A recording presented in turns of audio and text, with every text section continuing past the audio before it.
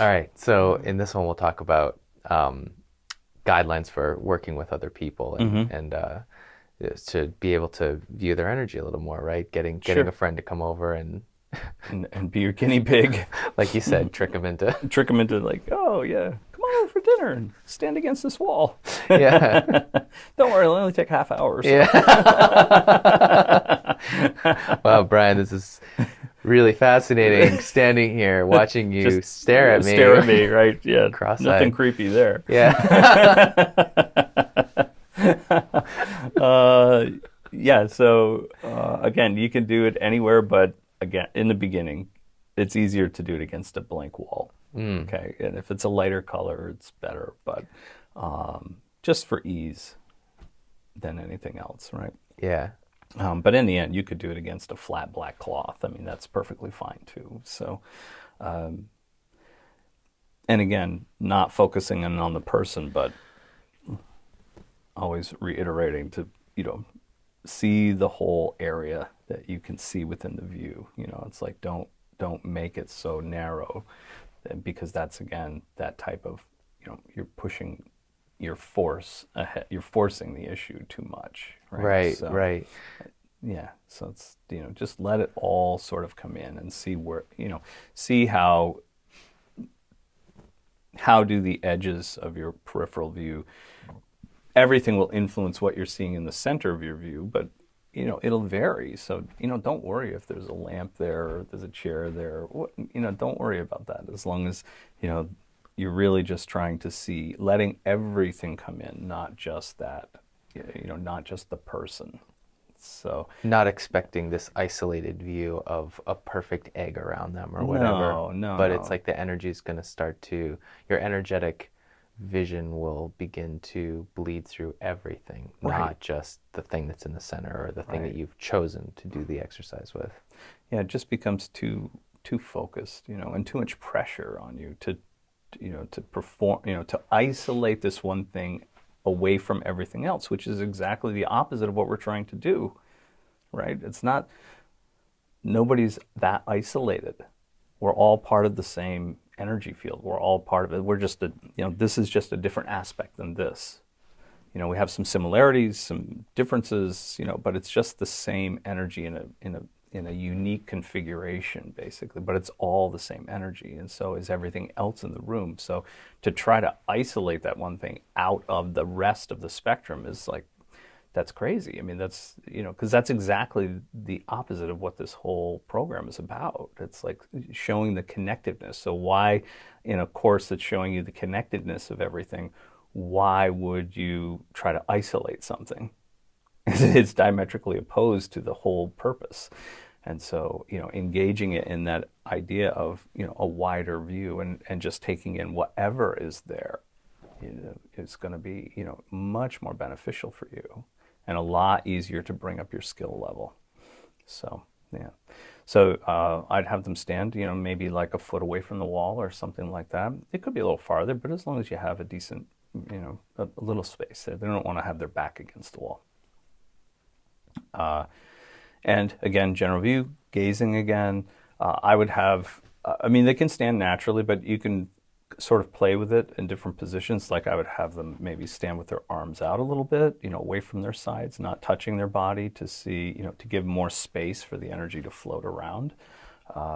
Just like we do with in Qigong, right? Where, if the fingers are closed, the channels are closed, the fingers are open, the Qi will float in between the channels, and help to move the Qi through the channels in a much more free flow type of way, right? So, and that's the same thing. So kind of all closed in on themselves, it's going to be a little bit more dense, right? It's like if I open myself up, it's not only more relaxed, but it lets the energy move around a lot more easily. And so the more movement, the more light is emitted. So, that's sort of the idea. And and you could try it from the back. If the front is, if you're having difficulty looking at them face to face, then have them turn around and face the wall. Try it from the back, so you're not, well, because you're not so because we have a natural tendency to focus on somebody's face. And so, again, that convergent kind of focus happens naturally, right? It's like, what's the most important? Oh, it's like I need to see their expressions so that I can interact with them. Even though you're doing this exercise, it's such a strong tendency to do that. It's one more thing that you have to sort of not fight, but you have to sort of deflect, right? Acknowledge it, let it go. And so, if we can reduce the number of those things that we have that are happening, it's just going to make it easier for us. So, if that's difficult, then just have them turn around and try it for a minute from the back, to see if you can do it. Once you have a little bit of progress, well, then, have them turn around and try it that way. Compare the two and see. Once you start to get a feel for it, once you start to get some experience of it and some success with it, then you'll much more easily be able to, dissipate any of those distractions, because you're going to be telling your subconscious, hopefully you'll be connecting that feedback loop. Yes, wow, that's exactly what I wanted to see, and more just like that. So I'm always, again, those little nuances that I'm always kind of pinging on. It's like making that connection in the feedback loop is really important, because it will, you're speaking to your subconscious, and you're acknowledging that it's giving you what you want. Right? And so, to that point, what are some of the things that we know that when we do see, we'll know that that's what we're looking for? Again, that etheric line, will come out around the body or a part of the body, something like that. You may see when you start to pull from the whole environment that you're able to see within your field of view, and you're really able to capture that whole as one unit, whatever you can see, then with a person you're going to see probably you can see even some flaring of energy, which seems far outside. It doesn't seem connected at first, but it is. It's just that you're not seeing the transitional points, but it's like, you may see some flaring above or around them in different places. You may see, again, sparks, like these little bright, infinitesimally, quick, little flashes, like a spark of blue, a spark of red, a spark of white, over here, and random, seem very, very random. They're kind of all over the place. Or, maybe you only see one in a session, but maybe you'll see 10 in a session, but it's not going to be this, it's not going to be a rhythmic pulsing. It's going to be this, little random things that go off. And, so those are the things that when I see anything like that, I'm like, yeah, that's, even if it's the first time I see it, I'm like, wow, that's cool. But yeah, that's exactly what I want. And I could say it out loud, or I can say it in my head, as long as my subconscious knows that that's what it is. A lot of times, if it's a friend that you're comfortable doing it with, say it out loud, because it's always more powerful if you say it out loud.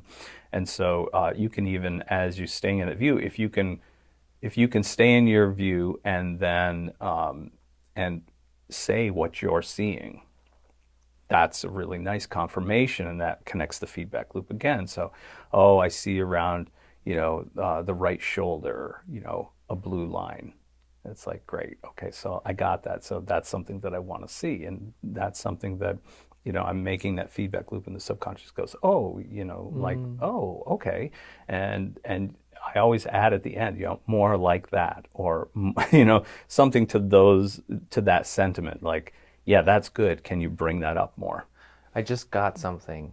It's like when we're kids, right? Mm-hmm. And we're walking around, we're learning about the world. It's that whole naming thing, right? Your parents confirm for you Right. what a chair is, what a ball is, what a plant is, and they do that by naming, right? So that's one of those Over and over and over again, right. So like so it's almost like you're doing the same thing with yourself when you're learning to see, because it's like if you see a flash of light or you see a spark, but you don't confirm for yourself that that is a thing or a something by naming it, then it's almost like, okay, well, is that something? Is that nothing? Da da da da da. I don't know. It stays very amorphous. But Yeah. when you confirm for yourself that is, I'm seeing energy, I'm seeing sparks, that's what there's a blue spark, instead of it being like, oh, that's just a nothing, that's just a trick of my optic nerve. Yeah, yeah, right, You know, exactly. right. So you're confirming the vocabulary that your subconscious is, showing you something symbolic, showing you a view that you normally wouldn't have, and that you actually picked it up and saw it. It's like, oh, yeah, like that. Wow, that was cool. It's like that's exactly what I'm looking for. And so, and yeah, more like that. Not exactly like that. I mean, it could be, but it's like more like that. And so, can you bring it out more? Can you tease it out more? And as you start to engage it that way, it'd be like, it's like you said, like two people, like a child and an adult, but even to adults, right? Like if somebody's, hired somebody to do graphic design, they'd be like, oh yeah, that's awesome, but can you make that a little bit more saturated and green? Can you do this? Can you do that? And they're tweaking it as you're saying it, and you're like, oh yeah, that's exact. That's the kind of feedback, right? But if they're not talking about they're not talking about it, it's just like they can give them 20 different versions, and it's like, it's still not right. Still not right. Well, what do you want? Right? So if it's that interaction, and that's exactly what it is. But we've sort of been. We take it as, jokingly, but at the same time, not so much like, oh, that person talks to themselves. It's like, so there's that little bit of inhibition about doing that. And even if you're alone, it's amazing how many people are inhibited about talking to themselves or talking out loud when they're alone. Right. Tons of people are, it's just like way, way over the top percentage-wise.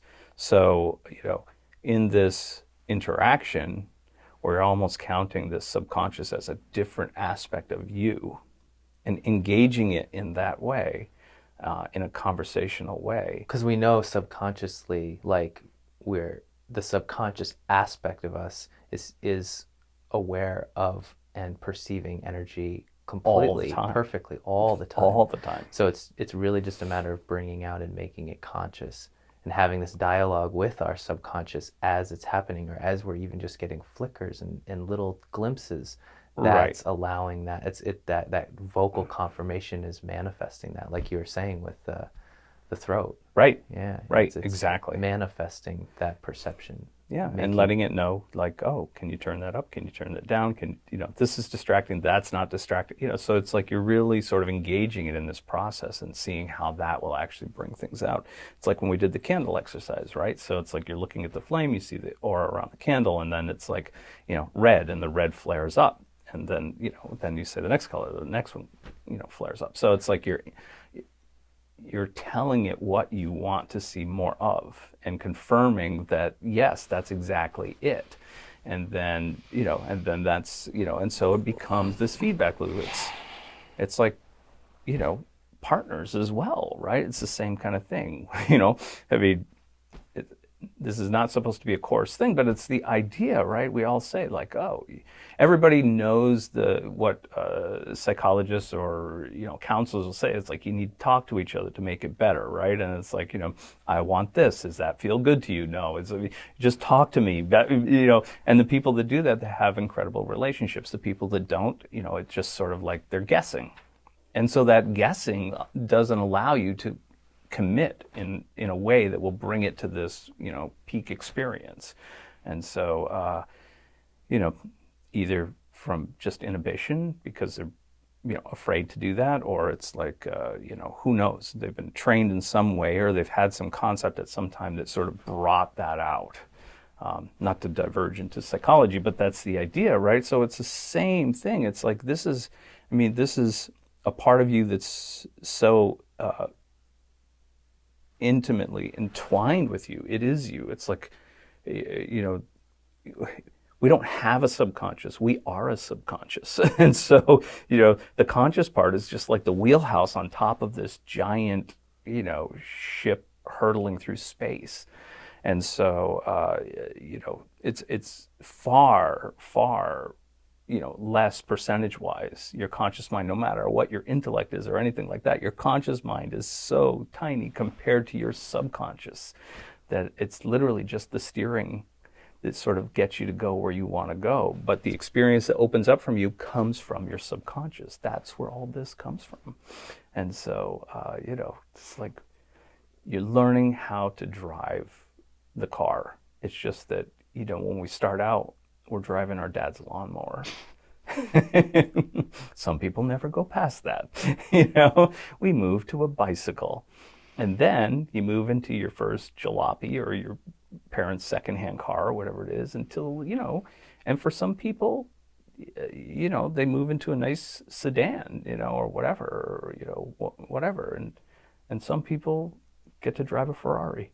It's like that's it, or some kind of NASCAR or whatever your epitome of luxury and speed and all of those things combined together would be. So, but you got to talk to it. But you gotta let that part the of parties involved know what you're looking for, because how will you know when you get it if you don't even describe what it is that you're trying to do?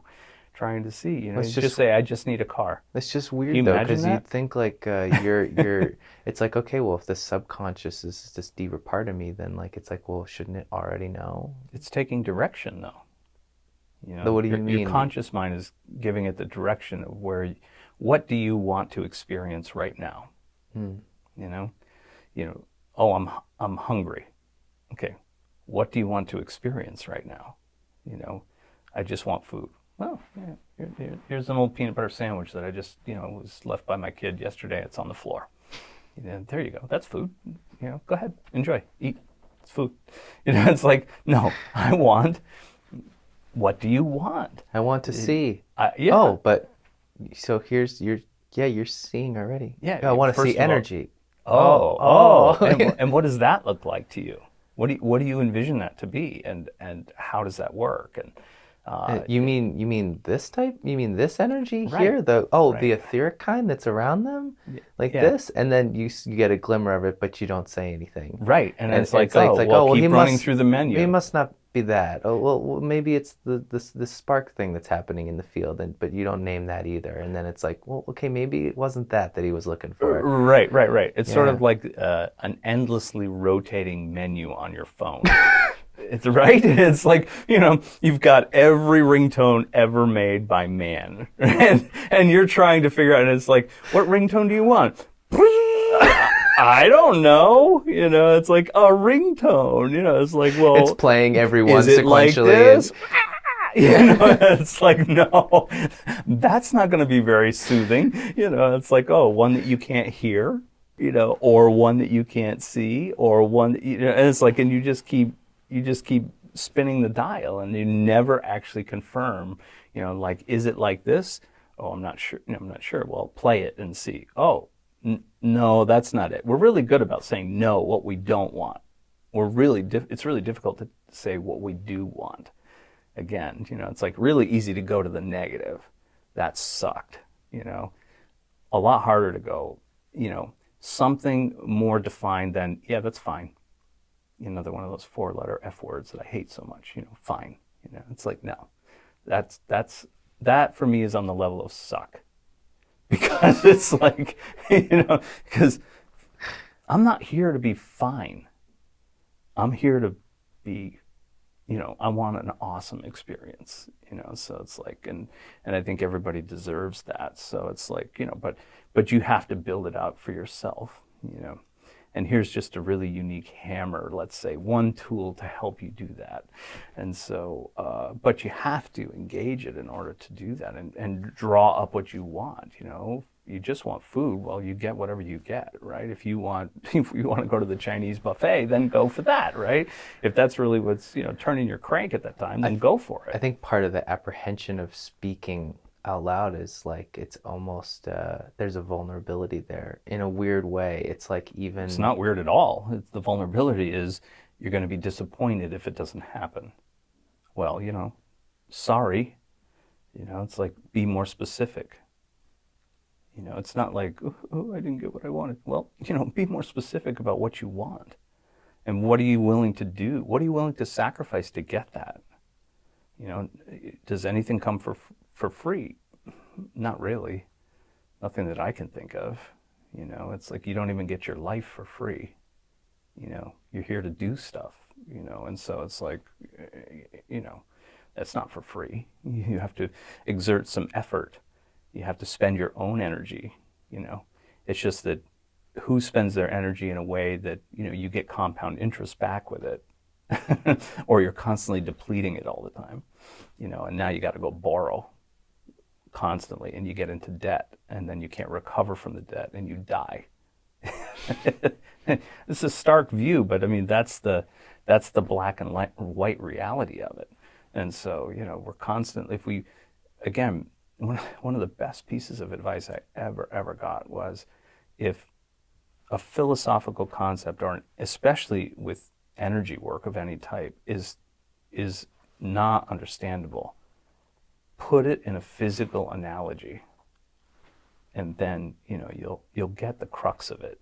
It may not be all the nuances, but you'll get the crux of it, and then you can build it out from there, because that's the foundation. You need to understand that, and when you do that, the nuances come over time, and experiences where you get the nuances. Because it's all the one thing. It's all the one thing. It's As just, above, so below. So our relationship with how we communicate with the people in our life, and the quality that we see that those relationships are, is much like how we communicate with our subconscious, and the quality of the relationship there as well. And we can expect, the better the communication, the better the relationship, the better the results.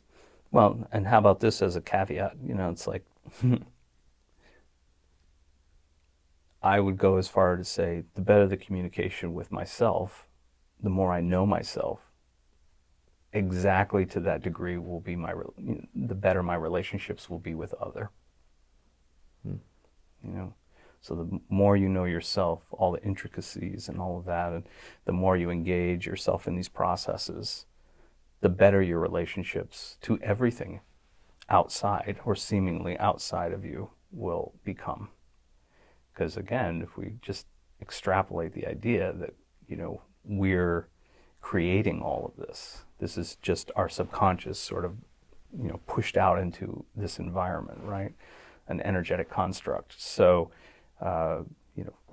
dealing with the part that's closest to me in aspect, right? Then the better that's going to be, to that degree that I'm good with that, is going to make this part much better too. I mean, and that's, if nothing else, that's a great reason to do this. Because it'll make your life so much smoother. Interactions with everything, all the relationships that you have with work, with study, with friends and family, and food and exercise, and just everything is a relationship. And so if your relationship with yourself sucks, why would you expect that a relationship outside of that is going to be any different? So seeing is just, even the exercises of trying to see and develop that technique, some of the, let's say the outcroppings of that are going to be, better relationships with everything in your life. I think even if you never got to see, which is very doubtful if you follow this, that, the smoothness of your relationships, that's smoothing out of all the relationships in your life, would be something that this would be, good for. I don't know how to put it. It's just such a deep feeling that it's like it just pervades everything. If it were nothing, if I never saw, but I had all the impacts that I've had with the relationships in my life through these techniques in developing a better relationship with myself, it would be well worth it. I would still continue to do it because it's just made everything fantastic. So, yeah. Thank you. Yeah, you're welcome.